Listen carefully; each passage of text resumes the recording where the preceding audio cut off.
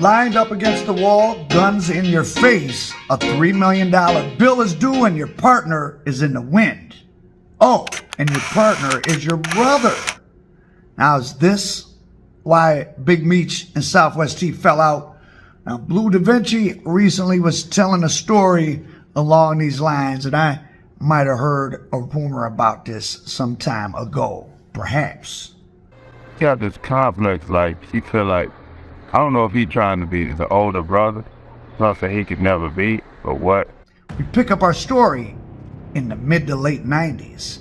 The exact place, I think, was Gardena, California, a solid suburb next to Compton, where Big Meech had his first California HQ.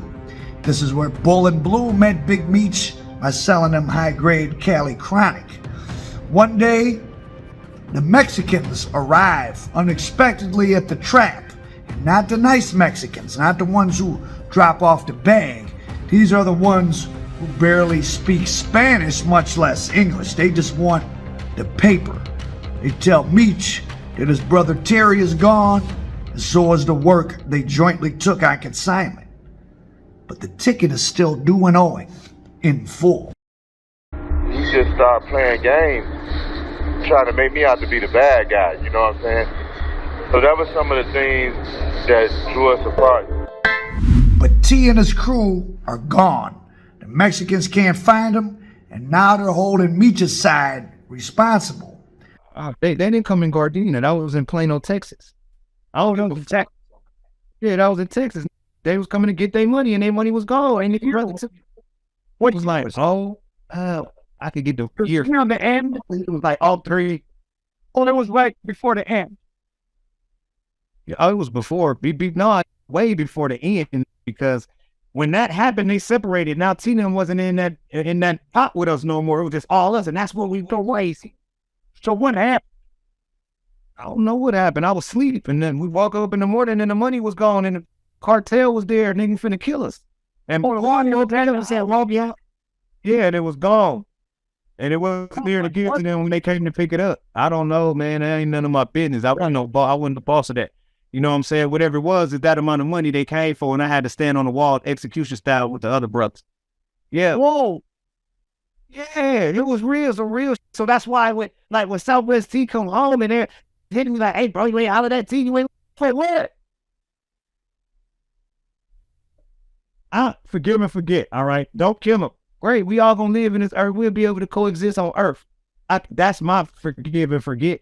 I'm not gonna be calling and talking to these and go and kick with them and go through the movie with them and all that.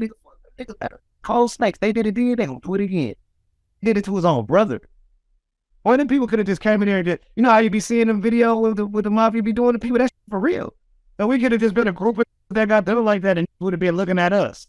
Expected BMF niggas chainsawed in half with AK-47s by mafia members. Don't know why everybody gets it all. They probably stole something. Yep, they did steal something, but they ain't the ones that stole it. See, it's one of them kind of things. And I'm like, hold on, bro, that ain't the type of shit that I take lightly. Niggas, East Side Crip, nigga, LA, they didn't steal something from me. I'm mad. If you steal something that get me killed, hold on, bro. What the? Now, the Flannery brothers were still a team at this point. But with Terry, and remember, this is one side of the story, of course, gone.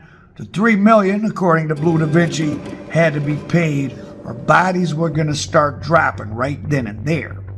Once again, Demetrius Big Meech Flannery used his most valuable trait, his verbal skills. He was able to save everybody by convincing the bill collectors to put the guns down, and he would work the tab off. And slowly but surely he did. So, you know, if you owe X dollars per brick, you just turn in a couple extra thousand for each brick, and, you know, after you sell a 300, 400, 500 of them, you know, you pay off $1 million tab. So, to pay off a $3 million tab, maybe they had to sell 1,000 or 1,500 extra bricks they didn't make any money off of, but they could have did that in a month or two. There's another situation that Big Meech had to be upset about with his brother.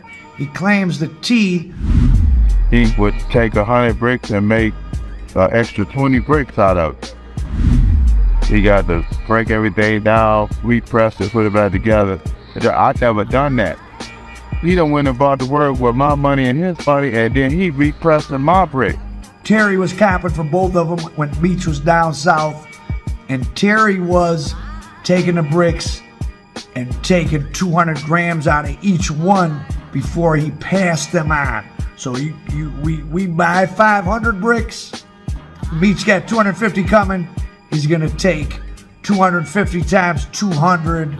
So if Meech has 250 bricks coming, Terry's gonna cut out 50 free bricks for himself.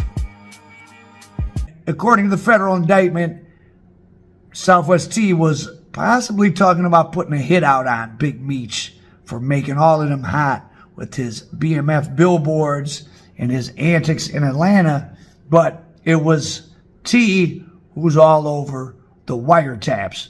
Man, I'm trying to get everything together before next month kick in, man. I was just coming up with a plan, but I need you. I'll quit doing what you want to do what I tell you to do. Yes, sir. Yeah, Chuck, let me get up. Oh, you're on the wrong phone. I Chuck, you quit crying. Now, of course, all that's in the past because now, Meech's son just did an Instagram thing where he put a BMF chain on his Uncle Terry. Terry is living in the home with the mother, and hopefully it'll all be in the past. And maybe the Flannery brothers who once cast a spell, not just on the streets of a city or a state, but on the whole country, are just making sure we're entertained by the greatest show on earth. T didn't want to do stomping ground entertainment no more. He wanted to do R&B shit in LA. Meech wanted to do rap shit in Atlanta. That's what segregated them two niggas, for real, for real. They was on two separate times and two separate points in their life. Meech was like a young nigga. He was the older one. He was the rowdy young nigga, hip hop nigga, and T was the more, oh man, we living in Beverly Hills, hiding, the only nigga that's illegal living in Beverly Hills, like these people don't know. Fuck out of here. Like, nigga, you the only fucking drug dealer living in Beverly Hills. These people been over here, nigga, since Beverly Hills was built. You think these white people don't know who their neighbors and shit is, nigga? And if you ain't got no big contract and you ain't Puffy or one of these niggas, and you ain't no big businessman in this city that's making millions of dollars and they all gonna know who you is when you move into the city because the shakers and movers that's legal know who they is. Come on, nigga, you sticking out like a sore thumb over there. I could have told you that. Now, at least Meech nigga was smart enough to go out to the valley and shit where you could kind of mend in and blend in with the shit, and then they don't know. Nigga in Beverly Hills, your ass is out there, nigga. They don't fuck with niggas like that over there, boy, especially rich ones. So while he wanted to do that and we wanted to do this, it was a segregation. The segregation made Stomping Ground Entertainment go defunct. That's why that TV show ain't called Stomping Ground Entertainment. That's why it's called BMF. It came a time where Southwest T did not want to claim BMF no more. Okay.